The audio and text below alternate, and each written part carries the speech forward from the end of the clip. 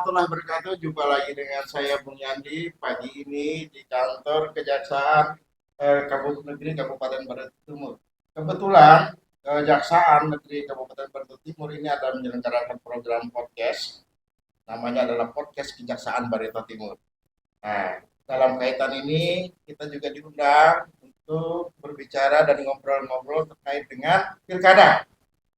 Pilkada ya, pilkada. Tentunya tamu yang sangat penting yang diundang oleh pihak Kejaksaan Negeri Kabupaten Barito Timur itu KPU sendiri sore ini ya.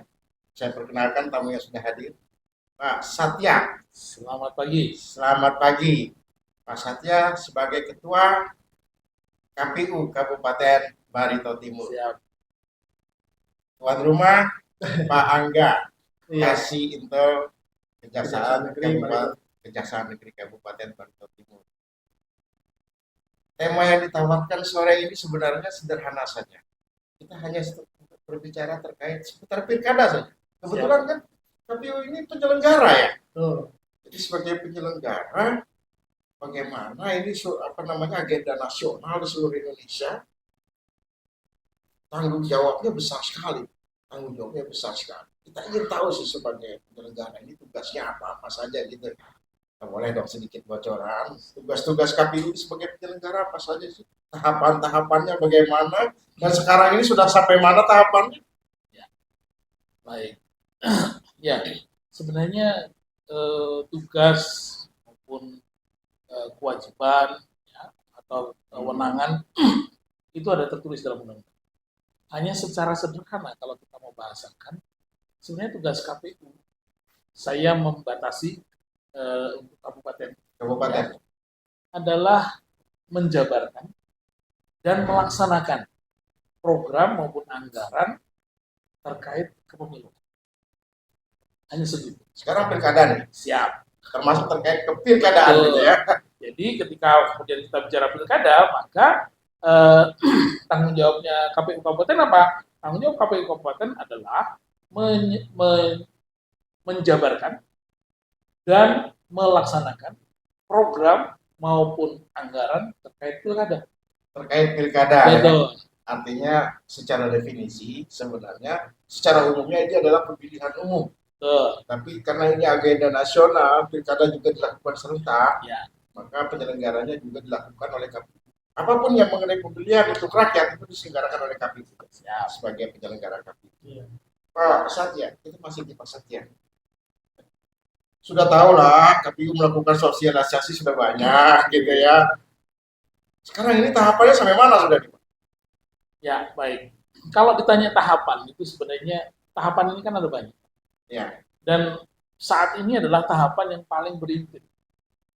Bersinggungan ada beberapa tahapan yang kemudian bersinggungan. Mulai dari perencanaan, kemudian kampanye, kemudian sosialisasi dan segala macam itu berinti. Jadi enggak yang satu gitu. Kalau kita bicara tahapan itu kan misalnya ini selesai lanjut yang ini selesai lanjut yang ini. Ini tidak. Termasuk kemudian data pemilih kan kita sekarang dalam proses DPTB.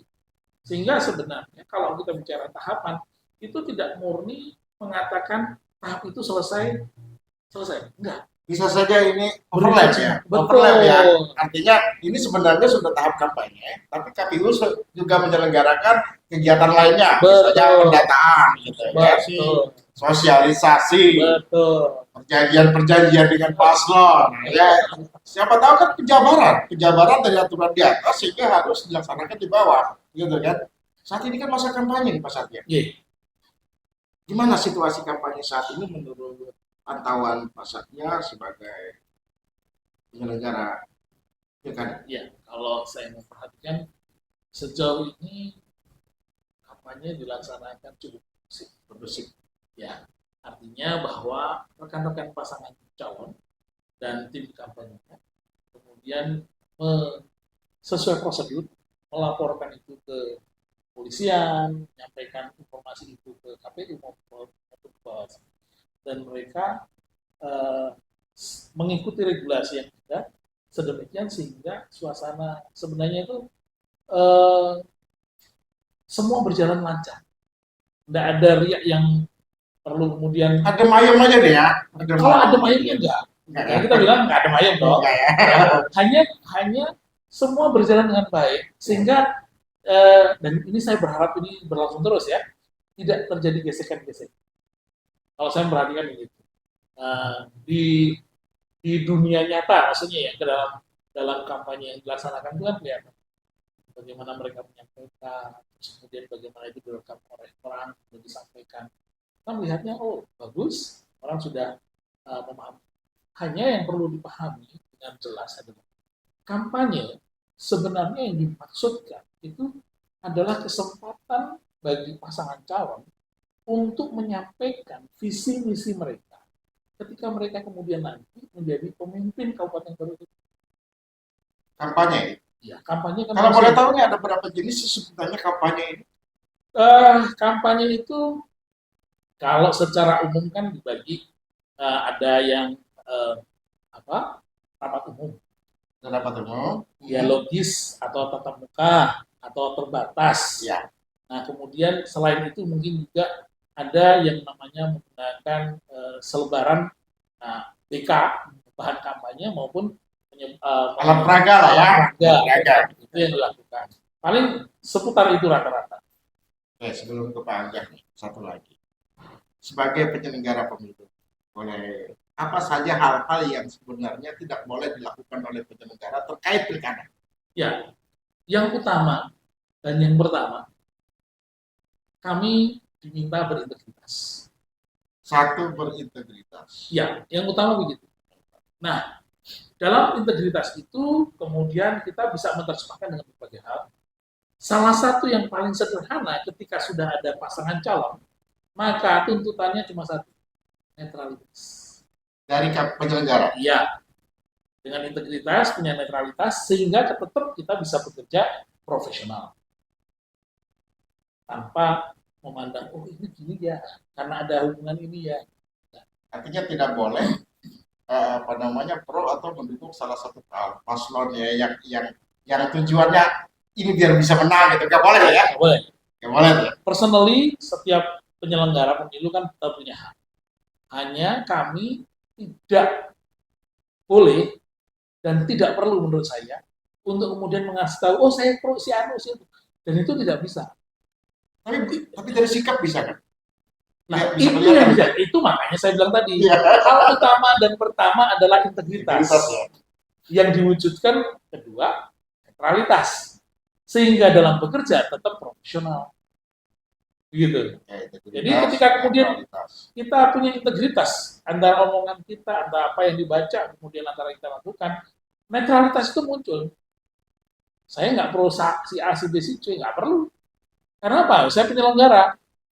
Dan kemudian ketika saya bekerja, saya nggak perlu lagi mikir macam-macam. Kenapa? Karena saya kan tetap bekerja profesional. Tidak ada beban. Nah, itu yang saya kemudian sampaikan kepada teman rekan-rekan anggota maupun pada NetHawk, supaya mereka pertama berintegritas, sehingga kemudian menunjukkan netralitasnya, dan dalam bekerja menunjukkan bahwa mereka ada 3 poin ya. Ya. Integritas, netralitas, dan harus profesional. Oke. Saya mau nanya. Boleh dong. Mau nanya. Kita sudah ngobrol. Kita sudah bicarakan terkait dengan tahapan itu. Jenis kampanye juga tadi ya. Terus juga terkait dengan apa sih yang nggak boleh dilakukan oleh KPU terkait dengan tahapan pilkada ini? Iya betul. Jadi sudah disampaikan. Integritas, netralitas, profesional. Ini kita bicara terkait takutnya ini masyarakat belum ada yang tahu. Ini di Kabupaten Bantul ini ada berapa calon sih Pak pasangan? Terus terkait dengan tahapan pendaftaran calon itu seperti apa? Sama dengan apakah ada partai-partai pengusung atau ada calon independen? Ya. Jadi sebelum saya menjawab ke situ, saya ingin memberitahu dulu. Ini sebenarnya harusnya saya kasih tahu di awal. Kita harus memahami bahwa pemilu atau pemilihan itu merupakan pelaksanaan terhadap kedaulatan rakyat dalam hal memilih wakil ataupun pemimpinnya secara langsung dan demokratis. Itu kuncinya. Itu kuncinya. Jadi kuncinya di situ. Jadi kalau kita lari ke sana kemari masalah nanti kan. Nah, Iya. terus bagaimana ketika kemudian kita berproses sesuai dengan tahapan yang ada di dalam pemilihan ya. Jadi kalau pilkada itu bahasa hukumnya itu pemilihan. Jadi kita bicara pemilihan. Pemilihan itu untuk pencalonan, saya bicara pencalonan dulu sebelum muncul nanti calon. Itu prosesnya panjang. Jadi ada dua pencalonan umum.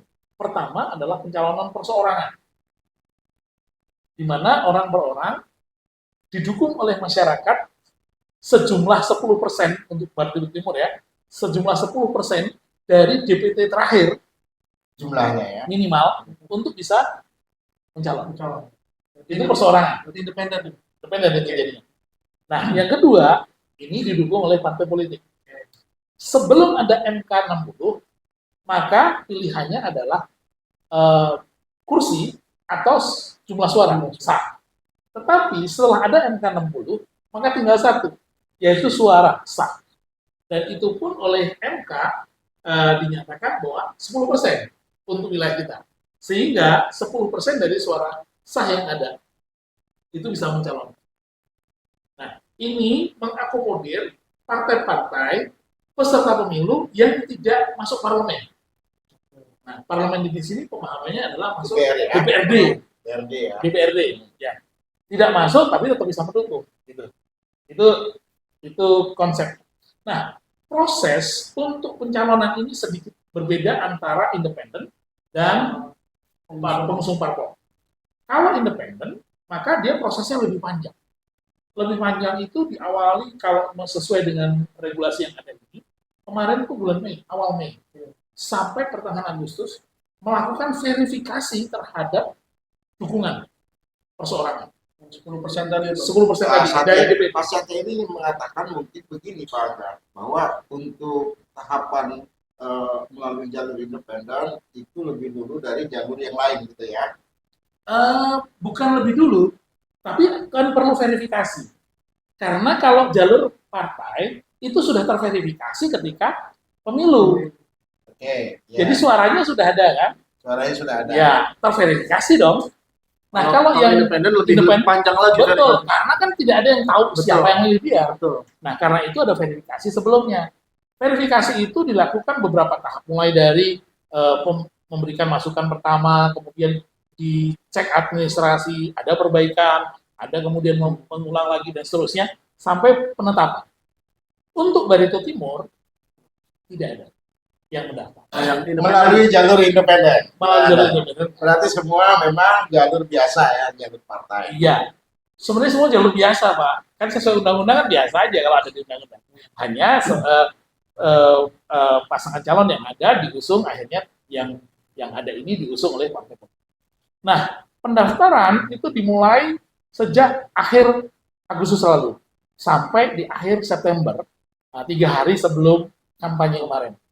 Nah, prosesnya itu pasangan calon dengan berdasarkan rekom dari DPP masing-masing partai politik itu menyerahkan. Jadi DPP itu punya rekom dipegang oleh paslon menyerahkan ke KPU untuk diverifikasi lagi. Selain kemudian itu persyaratan pencalonan, karena itu harus ada izin DPP. Nah, selain ini persyaratan pencalonan. Itu syarat utamanya sederhana, yaitu partai politik atau gabungan partai politik itu jumlah minimalnya adalah 10% dari suara sah dalam pemilu. Di partai berapa nih realnya? Realnya kemarin itu ini karena sudah lewat, saya sudah lupakan sebenarnya. Itu ada lebih aja.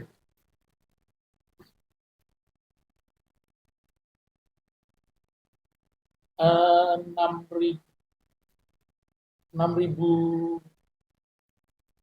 apa ya? Saya lupa. Saya karena saya sudah di waktu itu sudah selesai, sudah lupakan karena geser. Saya mohon maaf. Yang saya ingat itu DPT, karena bolak-balik DPT dibahas. Ya, 6.000 sekian, saya ingat saya itu. 6.000 sekian. Iya. Kurang lebih 7.000-an lah di bawah itu. Ya, di bawah itu. Karena jumlah total pemilih kita itu kan 81.000, sehingga 10%-nya kan 8.100. 81.100 waktu itu. Ya, 81.100. Jadi 10% dari perseorangannya 8.110. Ya, Ya, betul. 8.110. Nah, untuk yang partai politik, karena kita itu jumlah apa namanya partisipasinya itu 86%, maka sekitar 86% dari 81.000 ini. Seingat saya itu 68.000 sekian, jadi 6.800 sekian. 6.800 sekian, Iya. 27.000 ya. Ya, Ini nanti maksudnya ke depannya agar ini diketahui perubahan ini cukup mendadak. Ini kan hanya keputusan MK kemarin, Betul. perubahannya cukup mendadak. Ini bisa dijadikan pengalaman untuk minggu ke depan betul. sebagai informasi awal. Jadi bisa jadi bukan hanya menetapkan tidak perlu 5 kursi gitu ya kan, 4 kursi, tapi bila suara sahnya memang memenuhi syarat itu sudah bisa dong ya. Bisa. Jadi semangat baru ya, semangat baru Ya, buat demokrasi di ya. Indonesia. Kalau hitungan saya bahkan nggak sampai 4 kursi, 3 kursi cukup. 2 kursi dengan suara sah gemuk cukup. Cukup ya. Ya, Dengan suara sah gemuk ya. iya, dengan suara sah gemuk. Nanti bisa mencalonkan. Bisa. Dan ini nanti bisa berpotensi bukan hanya 2-3 pasang. Bisa lebih. Betul. Kemarin saya hitung itu kalau seandainya kemudian dilakukan tutup mata ya, ini tutup mata, kita tutup mata, melihat yang ada, itu bisa 8 pasangan calon berarti. Idealnya begitu. Nah, tutup mata ini dengan perolehan yang ada nih. Perolehan yang ada ini. Saya tutup mata itu berapa? 8 pasangan calon. Bisa. Tapi karena itu kemarin keputusan yang cukup mendadak, Persiapannya itu Persiapannya. seminggu sebelum pendaftaran gitu ya. Betul. Jadi mungkin ini faktor kesiapan juga. Iya. Ada pertanyaan lagi Pak. Ini sudah kayaknya semakin menarik. Terkait dengan Belum pasangan selesai, calon tapi. ini belum selesai. Belum selesai, masih ada tahap. Saya lanjut.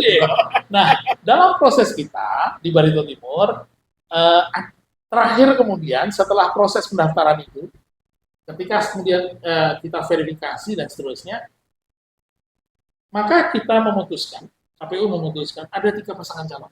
Oke. Pasangan calon pertama, ini setelah kocok nomor Setelah urut dan seterusnya, ya.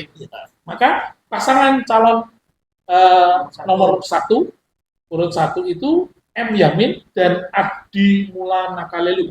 Mereka itu didukung oleh gabungan partai politik PDIP, Golkar, Gerindra, PKB, Nasdem, dan PKS. Betul. Pasangan nomor urut 2, Pancani Gandrung SH dan Raran AMD didukung oleh gabungan partai politik, ya, gabungan partai politik, Partai Demokrat, Hanura, dan PSI. 3. Kemudian pasangan nomor urut 3, Dr. Arianto S. Muller, ST, MM, dan Haji Ahmadi didukung oleh gabungan partai Perindo dan P3. Jadi memang yang kemudian pasangan nomor 1 ya. Ya, kalau bilang jumlah pengusung betul 6 partai, kemudian 3 partai, 2 partai. ya. Jadi itu yang ada di Bartim sekarang. Jumlah partai, jumlah pasangan calon 3, dan mereka masing-masing didukung oleh partai politik. Nah, ini sebenarnya kalau ini yang resmi, yang kemudian kita catat ya. Jadi yang resmi sesuai dengan pendaftarannya seperti ini. Ya. Di dalam prakteknya mungkin ada partai-partai yang kemudian simpatis menjadi simpatisan pasangan calon A atau B atau C atau seterusnya gitu, itu terkait dengan preference dari masing-masing partai itu. Tetapi secara resmi yang mendapat rekomendasi dari DPP itu adalah partai-partai itu. Oke. Artinya dia memang ada rekomnya ya. Betul. Dari DPP ya. Yang tercatat ini ya. Betul. Kalaupun ada partai lain yang tidak mendapat rekom, tapi itu sebenarnya boleh dikatakan sebagai pendukung simpatisan kepada pasangan calon tertentu. Iya, gitu ya. masalah. Kan? Artinya kalau masyarakat mungkin bertanya-tanya bingung kok banyak partai di sini gitu kan. Oh ternyata memang ini tidak masalah gitu kan. Iya. Tidak masalah juga karena itu kan dukungan real mereka sebagai warga negara, sebagai namanya berdemokrasi untuk keterlibatan dalam politik di pilkada gitu kan, apalagi mereka adalah organisasi politik, ya wajar-wajar dan sah-sah saja kalau begitu. Iya kan? Gimana menurut Pak Angga ini? Penyelenggara pemilu memang sudah melakukan apa namanya pekerjaan-pekerjaan mereka, tugas-tugas mereka berdasarkan aturan main yang sudah ditetapkan di dalam negara kesatuan Republik Indonesia ini. Tapi ada juga hal-hal yang memang tidak boleh dilakukan. Harus berintegritas tadi, mereka harus yang namanya netralitas, sehingga harus apa namanya bersikap profesional, menjaga semua. Tapi kira-kira nih, jika ada pelanggaran, apa saja sih potensi pelanggaran yang dilakukan oleh apa namanya penyelenggara pemilu ini, kira-kira terserah nih Satya atau Pak Hangga ini. Pasti ada, karena proses hukum itu bukan apa namanya, proses demokrasi itu, pelanggaran itu bukan hanya dari masyarakat, bukan hanya peserta politik yang mengikuti, bukan hanya paslon, tapi juga bisa jadi datang dari penyelenggara pemilu, gitu kan? Nah ini juga harus dibuka kepada masyarakat. Apa sih sebenarnya tidak boleh dilakukan nih? Ya selain netralitas tadi, sikap di lapangan.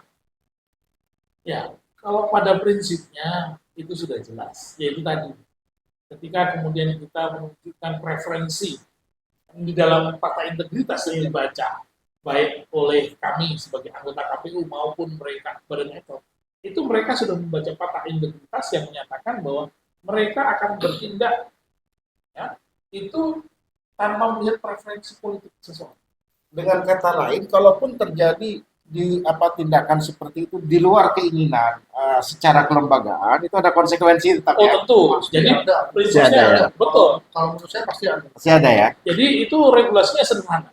Ketika nanti masyarakat ketemu ada anggota KPU, anggota nih, ataupun sekretariat KPU, ataupun badan etok, PPK, PPS, sekretariatnya yang kemudian tidak netral, laporkan ke Gakumdu. Prosesnya dari sana, Pak. Gakumdu. Betul. Sebentar. Maksudnya di koma dulu kan. Sejauh ini nih pemantauan Pak Angga sebagai jaksaan ini di Gakumdu ya. Sampai sejauh ini kondusif lah ya, kondusif. Untuk di Badan Timur. Jadi untuk Badan Timur ini terkait dengan penyelenggaraan menjelang pilkada ini.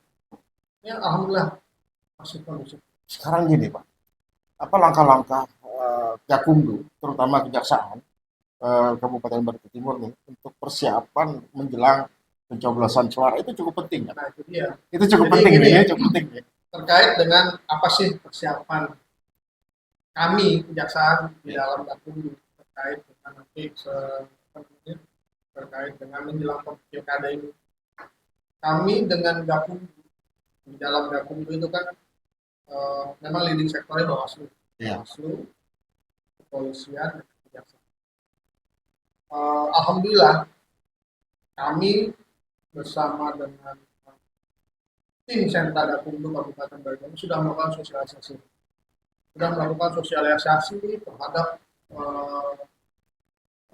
kemarin hari Senin itu kita sudah melakukan sosialisasi kepada semua ASN di kecamatan maupun di kelurahan beserta dengan kepala desa dan perangkat desanya untuk melakukan netralitas terhadap pilkada 2020. Kita sudah lakukan itu. Penting sekali netralitas ini ya. Penting sekali. Bahkan bukan hanya KPU yang menekankan itu, tapi juga dari Gakumdu juga menekankan itu ya. Harus netral. Harus netral. Karena kan ya. Sejauh mana di pengawasan untuk melakukan kenetralan ini? Kata-kata netral ini kan sebenarnya sudah dilakukan ya, langkah-langkah. Netral itu kan artinya tidak berpihak. Tidak berpihak pada salah satu pihak.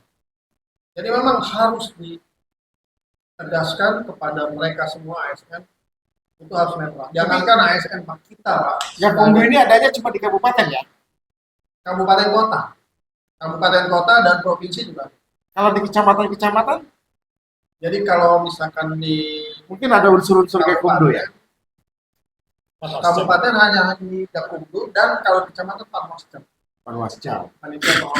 Kecamatan. Dan mereka terkoordinir dan terkoordinasi ya. Jadi mulai dikatakan karena ini kan penegakan hukum terpadu. Secara sistem sudah diatur ya. secara sistem. Boleh minum ya? Ayo silahkan minum. Saya dari tadi. Saya juga. Pak Satya, Iya.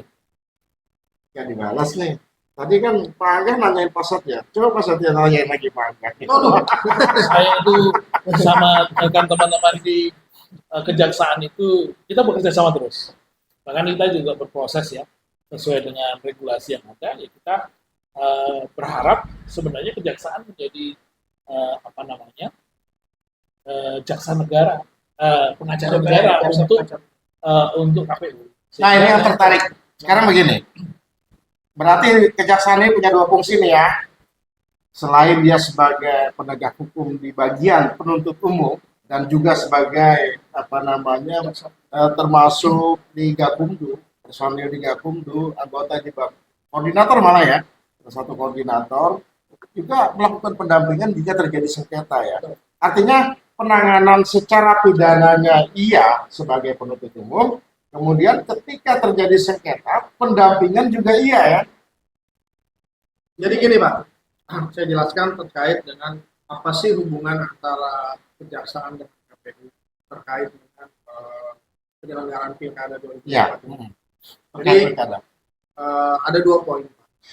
Yang pertama itu hubungan antara kejaksaan dengan KPU terkait penyelenggaraan pilkada itu adalah kami kejaksaan dapat melakukan pendampingan hukum terhadap KPU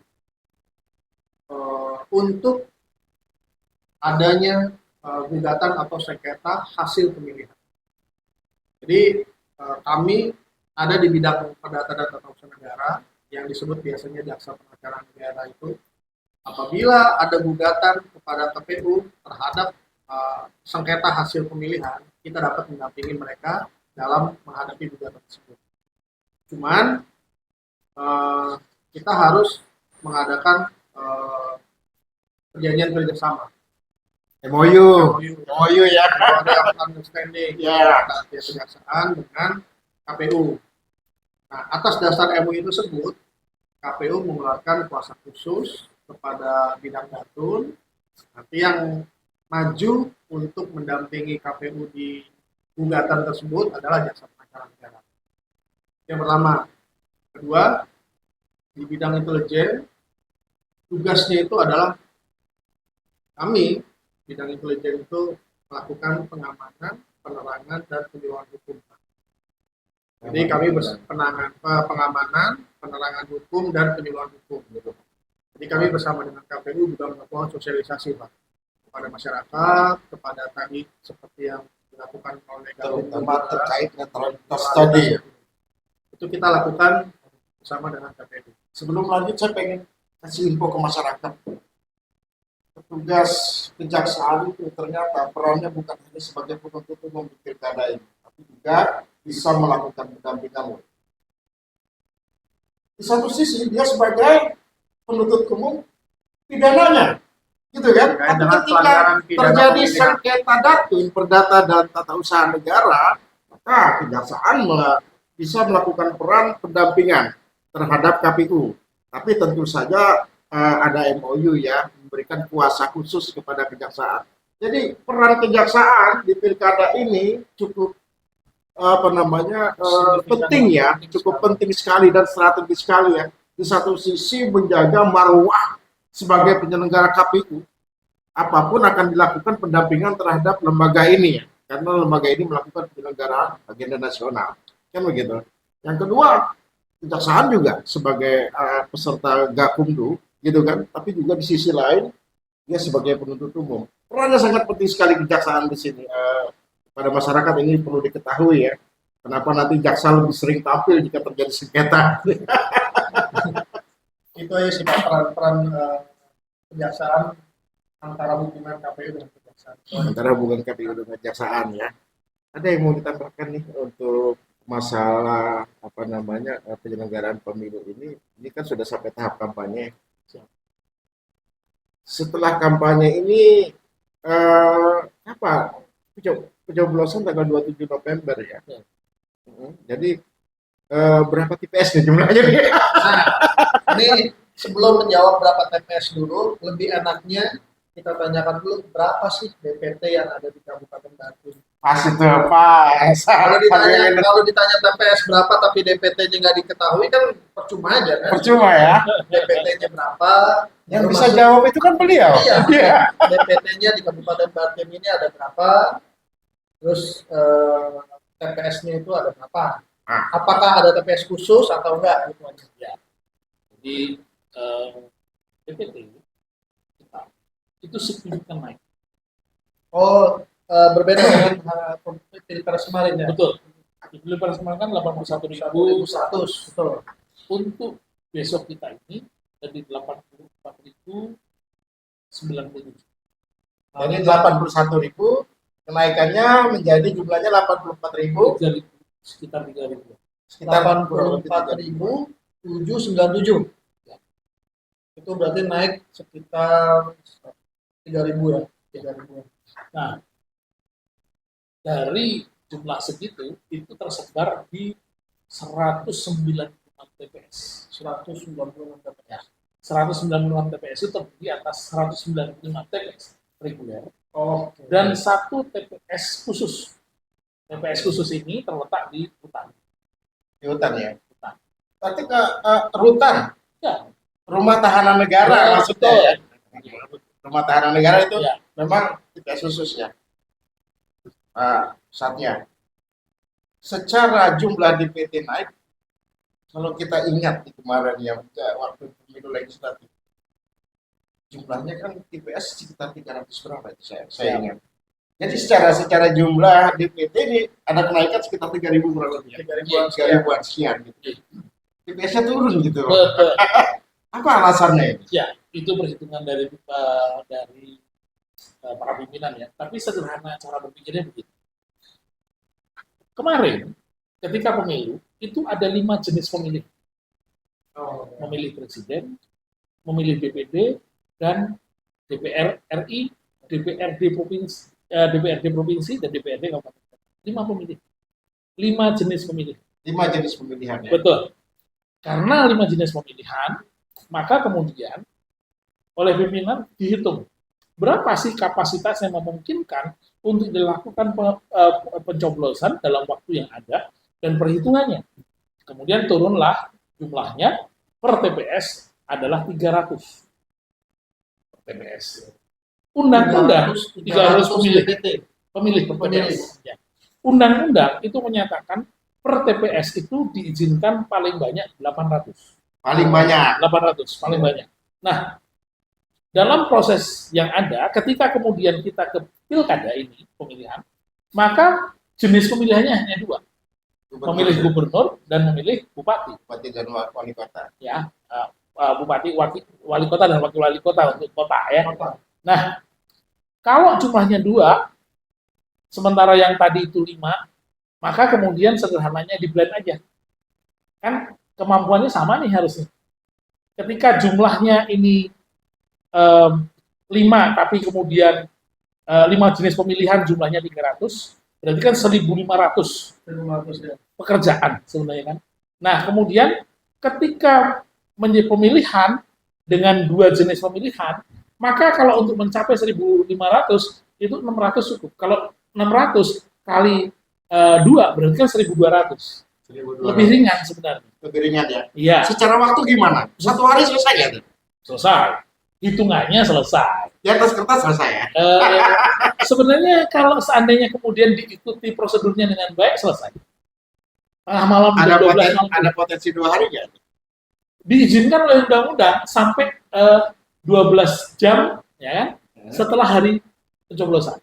Artinya setelah hari pencoblosan, Ya. 1 hari itu lewat, 12 jam lewat. Betul. Diizinkan itu ya? Diizinkan undang-undang. Karena mungkin kondisi geografis itu Pak. 36 jam berarti ya. Betul. Itu maksimum kan, harus menjadi digeser. Nah, ini dengan 300 itu, kalau perhitungan kami, ya, kan mulai pencoblosan jam 6 tuh, jam 7. Jam 7, jam 8, 7 ke 8 ya. 8, 9, 10, 11, 12, jam 1. 6 jam. Perhitungannya adalah dalam satu waktu, ya, kalau maksimum jumlahnya, berarti 600 pemilih, dalam 1 jam, pemilih yang diharapkan memilih adalah 100 orang dalam 1 jam. dalam 1 jam. Ya, dalam 1 jam. Nah, kemudian di dalam TPS itu tersedia ada 4 bilik. Berarti dalam 1 jam itu 25 orang Satu bilik. satu bilik. Kalau 4 jadi 100. Jadi 100 kan? Kali 6 jadi 600. Kan gitu hitungnya kan? Satu TPS 4 bilik ya, 4 bilik. 4 bilik gitu ya. 4 bilik. Jadi kan, nah, dalam proses yang ada itu, kalau dia menggunakan 25, maka satu pemilih memiliki waktu sekitar 2 menit untuk menggunakan hak pilih Per bilik. per bilik. Jadi di dalam itu mikir cuma 2 menit aja ya. Sebenarnya ketika warga datang itu Iya kan sudah sih, punya, sudah punya memang. apalagi cuma berapa biji, berapa pasangan kan? Kita 3, provinsi 4, ya kan? Kalau gitu lihat, oh sudah, ini sudah tahu. Berarti Jadi, harusnya jam 12 malam selesai nih. oh, itu kan kita Itu. bicara pemungutannya dulu. Nah, ini Belum- proses pemungutannya dulu, Itu belum pemungutan, penghitungan. belum penghitungan. Pemungutan selesai jam 1 kan? Jam 1 ya. Clear dengan jumlah ini tadi, satu Bisa satu lah, orang ya. 2 menit selesai. Sebenarnya di bawah 2 menit bisa itu. Bisa. Cuman begini juga, jarang kita temukan. Ini tantangan untuk masyarakat. Saya belum pernah ketemu ada TPS yang kehadiran warganya 100%. Iya sih, betul ya. Saya belum pernah ketemu. Betul, betul, betul. Ya, ini tantangan tersendiri buat warga masyarakat. Sakit karena ada yang sakit. Entah sakit, entah berpergian, entah mendadak ada tugas dan segala macam. Nah, sehingga itu bagian yang menarik menurut saya karena nggak akan sampai maksimum.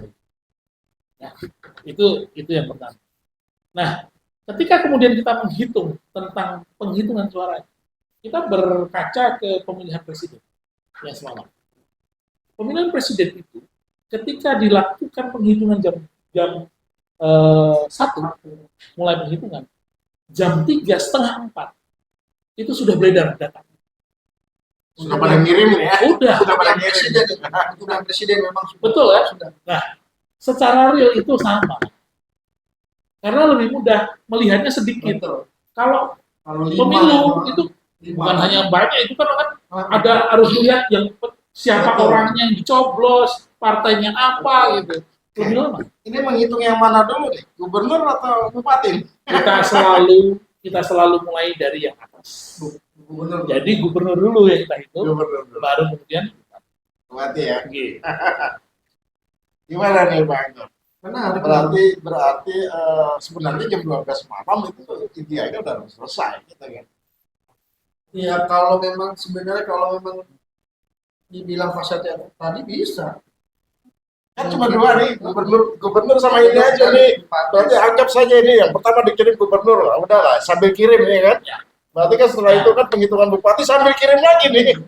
Nah, kalau saya ngitungnya begini, Bapak. Sederhana bilang nih. Jam 1 selesai. Itu tidak mungkin jam 1 mulai penghitungan. Jam 2. Istirahat. Karena mereka butuh istirahat dan segala macam, makan dan segala macam. Saya anggap jam 2. Jam 2 ya. Jam 2 mulai. Desain yang ada, desain tempat yang ada, itu memungkinkan satu orang membukakan, satu orang membaca, ketua ya, ketua membaca hasil dari pencoblosan, dan yang satu orang lagi KPPS itu melipat. Yang lain akan menulis, yang lain akan menghitung dan mengelompokkan. Oke? Karena 7 mereka. Ini 3 orang saja, saya bicara 3 orang.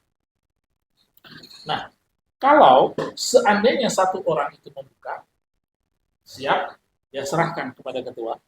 Ketua itu hanya melihat, memastikan, kemudian mengatakan A, B, C, D, E, F. Nah, itu hanya begitu. Kemudian dia serahkan ke itu langsung dicatat. Seandainya mau mengatakan D, E, F itu tadi, berapa lama? Paling 10 detik? 15 detik? Oke lah, kita anggap 10 sampai 15. Oke, 15 detik. Maksimum 20 detik. Ya, oke. Maksimum 20 detik. Kalau maksimum 20 detik, ya, maka jumlah suara 600 ya. 1 menit berapa? 60, Kalau 20 berarti kan cuma 3. tiga 3 surat suara toh? 3 surat suara. dalam 1 menit. Dalam 1 menit. 1 jam berapa? 60. 3 kali 6? 180. bisa. 2 kali? 360 ya. 360. Kalau misalnya 360 kan? Kali 2, 720 sudah melewati jumlah itu. 4 jam itu sudah melewati jumlah itu. Berarti rata-rata berapa? 3 jam. Ya, jam. Jadi kalau mulai jam 2, jam 5 sore itu selesai 1 pemilih. Kemudian break 1 jam untuk isoma segala macam. Lanjut pemilihan. Lanjut pemilihan, selesai nggak? Jam 12 malam. Mestinya selesai. Mestinya selesai. Mestinya selesai nih ya. Mestinya selesai. Ini agar diketahui masyarakat dan petugas juga nih. Iya. Mestinya selesai nih ya nanti. Gitu kan? Kami juga berharap segera KPPS gitu ya. selesai. Mestinya selesai nih. Teman-teman KPPS mestinya jam 12 selesai. Iya. Kenapa? Semakin dekat, semakin cepat diselesaikan, semakin sempit waktunya sesuai Nah, target, maka kecurigaan yang tinggi itu juga Itu semakin satu, Pak. kecil. Gitu. Kedua juga kan kita jangan sampai seperti pemilihan pilpres, pileg kemarin. Bahkan ada yang sampai meninggal dunia kan. Yang dulu ya. Terkait dengan penghitungan suara sampai jam 3 malam sampai jam 4 Menarik malam. ini.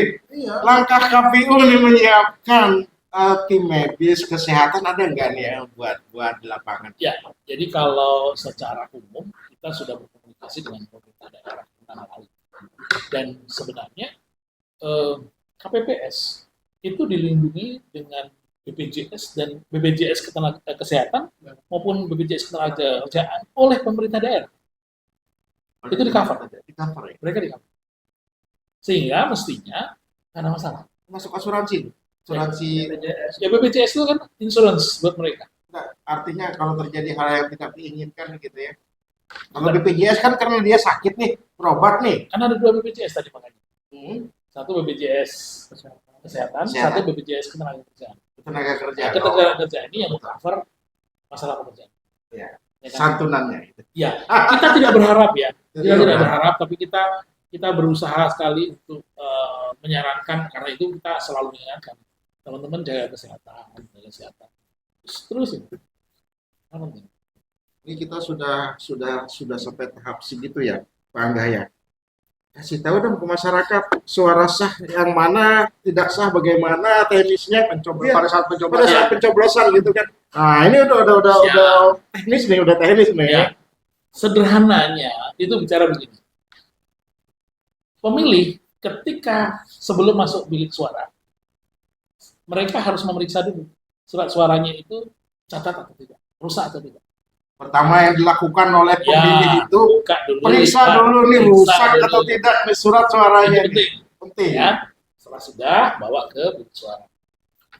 Yang harus diperhatikan adalah coblos sekali pada salah satu kotak, ya, salah satu saja. Jadi maksudnya pilih kotak yang Di antara 3 pasang. Di antara 3 pasang itu. Dibantu kan 3 pasang nih. ya di antara yang ada itu untuk dipilih. Perhatikan baik-baik, dicoblos, bukan disobek, bukan disundut rokok, bukan. Karena kalau disundut rokok otomatis tidak sah. Kelihatan terbakar gitu. Betul, karena ada hilang. Kalau disobek juga nggak sah. Kenapa? Karena ada yang hilang. Ada yang hilang. Coblos. Betul, harus dicoblos. Pemahamannya adalah ketika kertasnya dikembalikan posisinya, dia utuh kembali. Itu suara sah. Dicoblos dengan alat yang disediakan oleh KPU. Betul, Itu jelasnya gitu betul, ya. betul. Jadi dengan begitu dia, karena dulu pernah ada kasus di mana ada orang itu dengan bangga, saya sudah nih bukti saya memilih. Karena dia yang membuktikan ke orang nih dia memilih, dia sobek, suaranya itu nggak sah, Suara itu tidak sah. mana tidak sah gitu loh. Sayang sekali udah capek datang. Oh iya, Ya kan suaranya terbuang jadinya. betul. Jangan sampai itu terjadi. Atau kalau nggak, untuk menunjukkan ini saya yang milih nih, karena itu saya sundut rokok. Salah, itu nggak sah. Karena ada bagian yang hilang. Pokoknya menggunakan alat yang sah dari KPU. Betul, alat yang disediakan oleh KPU. Dicoblos. Paku ya biasanya ya. Paku ya. Jadi pemirsa perlu diingatkan bahwa kalau datang ke TPS nanti, diambil surat suaranya, dibuka, diperiksa, ada yang rusak atau tidak. Yang kedua, ketika sudah ini mencoblosnya harus dengan alat yang sudah disiapkan sekali saja, dan itu harus satu saja di antara 3 pasang ini ya, apakah nomor 1, apakah nomor 2, apakah nomor 3, Begitupun dan itu harus di dalam kotak gitu ya.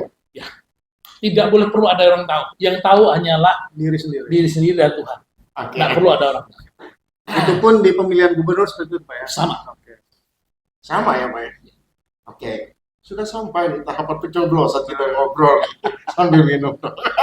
Terus ini Pak Satya, terkait dengan pendistribusian logistik, apakah jadi tantangan tersendiri nih Pak? Nah, itu penting sekali nih. Karena ini nih, saya udah melihat bulan-bulan Oktober, November, Desember, apalagi ini November kan, udah musim penghujan ya. Betul. Saya sudah mengingatkan rekan-rekan Airport untuk mencari potensi TPS yang bebas bencana. Bisa bebas bencana. Artinya, pertama saya mengharapkan mereka menggunakan gedung fasilitas umum, sekolah, ruang pertemuan, gedung pertemuan. Karena musim hujan ini kalau menggunakan tenda, ya kalau tendanya cukup baik, salah, tapi kemudian berbahaya untuk para pemilih. Ya, karena ini surat suara dan segala macam itu adalah dokumen negara. Itu masuk dokumen negara. Dokumen yang negara harus dijaga. Betul. Itu harus dipikirkan, surat suara, lembaran C hasil, semuanya itu adalah dokumen negara. Itu kalau urusan menghilangkan, merusak itu ada hukumannya kan? Itu masalah. Karena itu semua harus dijaga. Nah karena itu memilih mencari tempat itu tidak mudah. Kemarin ada laporan, Pak, kita mau pakai tempat si Anu Pak, tapi ternyata tempat itu yang punya si Anu Pak, terafiliasi gini ya jangan, saya bilang. Itu yang perlu kita pikirkan. Saya bilang kalau teman-teman, cari tempat yang aman, yang kemudian ketika kalian memakai tidak kemudian diinterpretasikan oleh orang bahwa kalian memihak si A, si B, si C. Oke. Ini kan didistribusikan, datang nih ke TPS sana di sana gitu kan. Sebelum itu dimulai, itu nyimpannya di mana Pak? Ya, kita nyimpan di gudang Pak. Ya, jadi saat ini barang-barang logistik itu sebagian sudah datang, sebagian akan segera dikirimkan, sebagian lagi sedang diproduksi. Ya, sebagian lagi sedang diproduksi. Ya. Nah, itu nanti pada saat didistribusi tentu ada di kecamatan. Ya, nah itu nginap nggak? Jadi ketika kemudian sudah ada di KPU, kita akan distribusikan setelah dihitung, disusun segala macam, disetting semuanya, kemudian kita akan distribusikan ke kecamatan. Kita itu bisa bermalam, bisa tidak, sesuai dengan keadaan setempat. Artinya begini, kita berharap dokumen ini segera tiba di tempat dan minimal sehari sebelumnya sudah ada di sekitar atau di lokasi TPS. Sehari sebelumnya. Jadi kalau besok pagi nih, berarti malam ini kalau bisa ada di TPS. Cuma ada beberapa kesulitan juga, pengamanan dan segala macam. Akhirnya kemudian disatukan di desa. Itu nggak masalah. Yang penting kan besok paginya bisa segera. Gitu. At least begitu. Ya, itu dijaga baik. Kan kita ada 2 orang pengamanan TPS tuh. Jadi linmas di TPS ya. Kalau dari Pemda itu linmas. Kemudian dari kepolisian juga pasti ada yang dijaga. Kemudian dari mereka teman-teman dari TNI juga. Dan itu dipantau terus. Dipantau ya? Ya, dipantau. Nah, perlu dipahami bahwa seluruh dokumen yang ada itu tidak beredar begitu rupa tanpa ada pemeriksaan. Jadi, ini yang tidak diketahui masyarakat sebenarnya. Ya, harus disampaikan. Harus disampaikan. Sebenarnya, ketika ada barang keluar, itu ada barcode yang kemudian dilaporkan untuk dimasukkan. Sehingga ketahuan, barang ini ada di daerah mana, itu ketahuan. Ini akan jalan ke sana. Ini Kemudian barang itu terbuka juga ketahuan. kalau barang itu terbuka ada pengamanan, Pak. Ada pengamanan. Kita belum sampai teknologi yang sejauh itu. Tapi at least hanya sebatas mengetahui bahwa barang itu A ada ini di mana. ada di kecamatan ini. Betul. Oh, oke. Betul, itu sudah ada. Jadi itu termonitor oleh KPU RI. Sehingga diharapkan tidak ada barang yang nyasar. At least begitu. Tidak diharapkan ada barang yang nyasar karena ada barcode-nya. Ya, Jadi ada yang hanya di pilkada ini aja, Pak. enggak, dari sebelumnya sudah ada. Sudah ada. Dari sebelumnya sudah ada. Hanya kan tidak pernah terekspos gitu ya. Jadi pada saat dekat-dekat dengan ibu kota kabupaten, mungkin itu bisa diantar secara langsung, mungkin itu di gudangnya KPU ya. Ya, jadi kami akan mendistribusikan semua paling lambat H-1 ke seluruh wilayah. Jadi tidak ada yang namanya kemudian bertahan di KPU, itu nggak ada. Nggak ada. H-3 itu kami berharap bisa sudah beredar. Ini disimpan di TPS itu sudah atau ada tempat penyimpanan tersendiri, Pak? Ya, makanya tadi sebelum itu dilaksanakan kan itu kan berada di KPU. Di KPU itu di gudang KPU. Kemudian ketika itu dia harus didistribusikan terjadi akan ada di gudang atau di tempat penyimpanan di masing-masing kecamatan. Masing-masing kecamatan. Dari sana, kalau memang dibutuhkan bermalam di kecamatan. Kalau tidak dibutuhkan bermalam karena posisi jauh, mereka langsung didistribusikan. Langsung distribusi. Iya. Berarti langsung ke TPS, ke desa. Dari desa baru ke TPS. Kan gitu. Itu prosesnya. Untuk langkah-langkah keamanan, menjamin bahwa surat suara itu betul-betul tidak terganggu, gitu kan? Apa yang dilakukan oleh KPU? Ya. Ini juga hal yang jarang diekspos. Sebenarnya surat suara kita itu ada kode. Semua surat suara itu ada kode. Ada kode ya. Ya, ada seperti mata uang itu ada. Jadi ketika dia difotokopi atau dia itu berubah langsung. Walaupun fotokopi berwarna. Jadi memang tidak bisa dipalsukan ya. Tidak bisa. Tidak bisa digandakan surat suara itu. Itu pertama. Maka kalau ada orang tanya, wah nanti ada surat suara tambahan. Bagaimana mungkin ada surat suara tambahan? Jelas kok jumlahnya itu sudah kita hitung. Kan jumlahnya kan per TPS plus 2,5% untuk pilkada. Nah itu sudah dihitung. Jadi tidak ada perlu kekhawatiran nih bagi paslon, bagi tim mereka bahwa sebenarnya sistem ini sudah cukup aman gitu ya. Aman. Sudah cukup aman gitu ya. Ya, jadi itu tadi makanya tidak mungkin itu semua ada istilahnya dipalsukan begitu rupa. Ya sampai nanti dibuka kan diperiksa sama-sama ya. Gitu ya. Di gudang pun dijaga 24 jam. Dan siapa orang masuk juga nggak boleh pegang kecurigaan gitu kan, karena sudah ditentukan semua. Gitu. Dan ini jarang diekspos ya. Mungkin baru di sini. Di sini nih diekspos nih. Tapi ngomong-ngomong nih Pak Satya, setelah kita sudah sampai pencoblosan, bahkan sampai teknis pendistribusian, nih persiapan mental KPU jika terjadi sengketa ini gimana ini?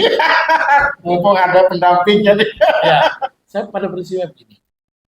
Saya tidak akan bicara soal sengketa. Kenapa? Saya bicara pertama adalah bahwa KPU wajib, bukan siap, wajib bekerja dengan tulus dan dengan benar. Tulus dan benar. Ya. Kenapa? Ketika ini sudah kita kerjakan dengan optimal, ya kita apa adanya nih mengerjakan. Kemudian disalah persepsikan, itu bahasanya kan salah persepsi. Disalahpahami, bahasanya kan salah paham. Ketika orang salah paham, marah wajar nggak? Wajar orang salah, karena dia salah memahami kan. Kita tinggal menjelaskan. Nah, proses ininya yang penting. Sampai saat ini, proses-proses tahapan-tahapan yang dilakukan oleh KPU, kita lakukan secara transparan. Dan cukup teliti ya. Dan cukup terbuka. Kalau teliti itu ya, kita teliti, berusaha teliti. Manusiawi, masih ada Telitinya maksudnya error lah. kalau ada yang misalnya perlu diperbaiki nih kan Oh ya, gitu. segera. Itu segera. Jadi sejauh ini kita cukup terbuka. Sehingga misalnya contoh kemarin kita mengadakan kegiatan-kegiatan live loh itu. Orang bisa lihat loh itu pendaftarannya bagaimana. Iya. Live loh itu ketika kemudian orang lihat, oh ngambilnya begitu, prosesnya begitu. Masyarakat umum bisa lihat. Silakan lihat. Di YouTube channel KPU masih ada itu. Satu daftar kemarin. Iya. Iya. Proses itu terbuka. Saya juga hadir. Saya juga hadir. Artinya dengan keterbukaan yang seperti itu, dengan kemudian kita berusaha bekerja dengan tulus dan benar tadi, kalau kemudian masih meleset-meleset, ya kita harus bertanggung jawab.